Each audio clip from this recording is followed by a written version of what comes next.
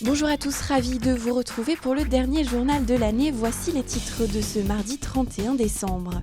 En ce dernier jour de l'année 2019, le domaine des Cybèles propose une première à ses vacanciers et skieurs, une dégustation d'huîtres les pieds dans la neige. Gastronomie encore et toujours du côté de Courchevel cette fois. Le Chabichou a un nouveau chef, mais il connaît bien la maison. Nous irons à sa rencontre. Avant de développer ses titres, Marc Vera a perdu son procès contre le guide Michelin. Le fameux guide rouge avait rétrogradé son restaurant de Manigot de 3 à 2 étoiles. Le chef exigeait des explications, mais la justice a rejeté sa demande. Marc Vera a annoncé qu'il allait faire appel de cette décision. Chargement un peu particulier ce matin sur les hauteurs des Cybèles. Au sommet de Louillon, à la croisée des différentes stations, se prépare une première pour le dernier jour de l'année. On est à 2002 et les huîtres souffrent très bien. Ouais. On a une heure pour le faire, il ne faut pas traîner. D'habitude, je reconnais qu'on est plus habitué à mettre du vin de Savoie avec des duos ici. 1500 huîtres sont à ouvrir et elles sont attendues. Les 6 stations des Cybèles ont fait le plein en cette semaine de vacances. 7 écailleurs, professionnels du domaine et amis, enchaînent les ouvertures alors que les curieux font leur entrée. D'une part, c'est le dernier jour de l'année, donc ça a toujours un sens un peu important. On aime bien fêter cette fin d'année. Et au niveau du domaine skiable des Cybèles, on avait à cœur de faire quelque chose d'un peu festif. Et d'autre part, nous avons un bon remplissage dans les stations cette semaine, puisque sur les 6 stations des Cybèles, on a un taux de remplissage moyen de 90%. Donc pour nous, c'est une semaine qui est très importante, parce qu'elle est porteuse d'une part de clients. Et l'objectif d'organiser ces événements, c'est de pouvoir les fidéliser. Près de 500 personnes laissent les skis quelques minutes pour une petite dégustation.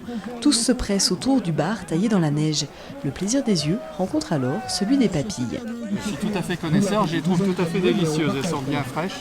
C'est très plaisant au soleil ici, les pieds dans la neige. Déguster des huîtres, c'est pas banal quand même. D'habitude je les déguste quand j'ai les pieds dans le sable, mais là c'est tout à fait particulier, c'est bien sympathique.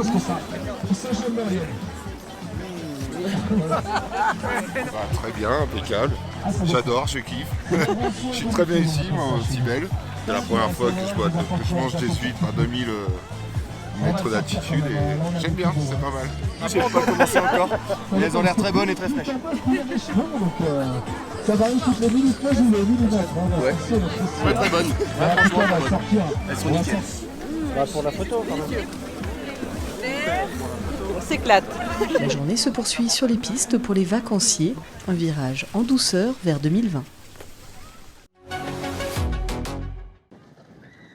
Des pistes de ski vides. La station de la Sambuie en Haute-Savoie n'a pas encore ouvert son domaine skiable, et pour cause. Seulement quelques petits centimètres de neige au pied du domaine. Insuffisant pour ces skieurs. Eh ben, c'est pas terrible. Le haut est plutôt bon. Le bas est dur et il manque de neige, un peu caillouteux.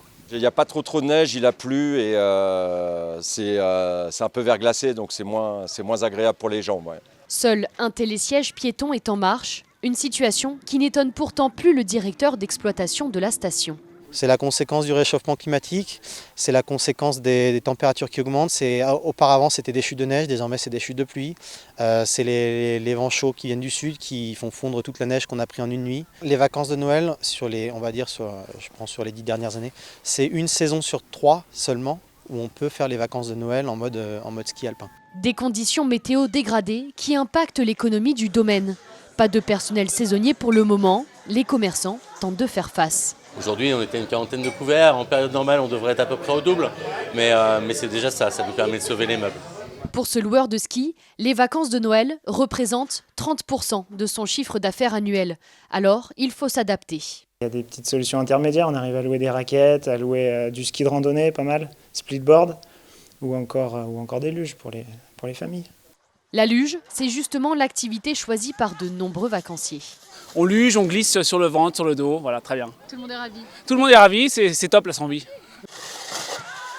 Luge traditionnelle ou sur rail, la Sambuie a adapté son offre de services pour faire face aux aléas climatiques, de quoi encore amuser petits écrans.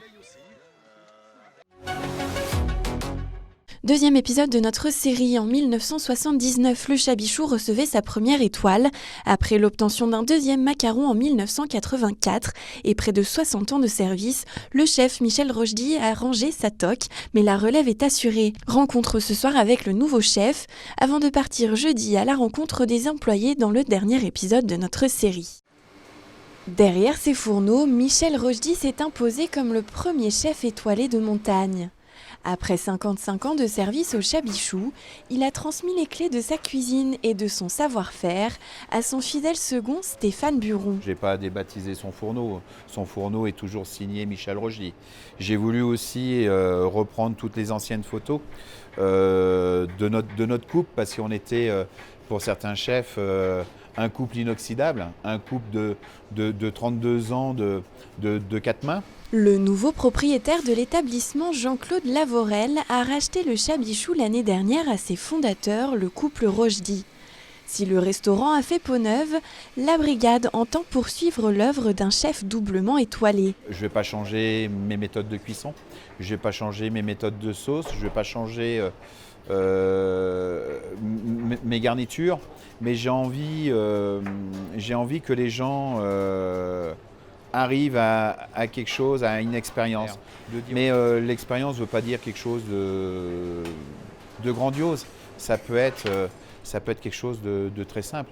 Un parmentier de pieds de cochon parfumé avec un jus de viande. Et la préface de ma carte cette année, elle est très simple.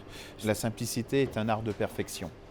Une belle omelette, c'est très simple en réalisation, mais c'est très technique. Et voilà, c'est un peu ce que je... Et ils le savent, la simplicité est un art de perfection. Par contre, il faut être précis. Une cuisine tout en simplicité, mise en valeur par un art de la table soigneusement étudié et travaillé avec des artistes et artisans locaux. 24 personnes forment la brigade de Stéphane Buron.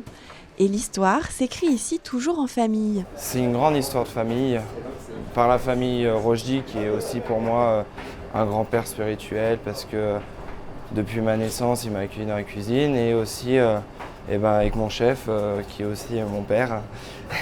C'est une grande histoire de famille et ça marche bien. Ça va faire ma 4e saison d'hiver, mais depuis que je suis en 5e, je travaille avec lui en cuisine. C'est lui qui m'a transmis cette belle passion. J'ai pas envie d'avoir la même carrière, parce qu'il faut faire aussi sa part du travail et changer. Le but, c'est pas de le copier, mais si je peux faire mieux, je le ferai. Avec une relève assurée, la cuisine du Chabichou n'a apparemment pas fini de briller sous les étoiles.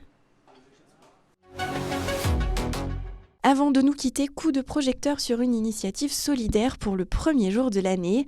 L'espace créatif forestier de Thoranglières propose un repas convivial ce mercredi 1er janvier 2020. Le principe est simple, chacun apporte ce qu'il souhaite à partir de 11h. Le repas sera ainsi partagé dès 13h, un événement ouvert à tous. Au nom de toute l'équipe de 8 Mont-Blanc, je vous adresse nos meilleurs vœux pour cette nouvelle année. Nous nous retrouvons jeudi pour une nouvelle année d'actualité sur 8 Mont-Blanc. À très bientôt.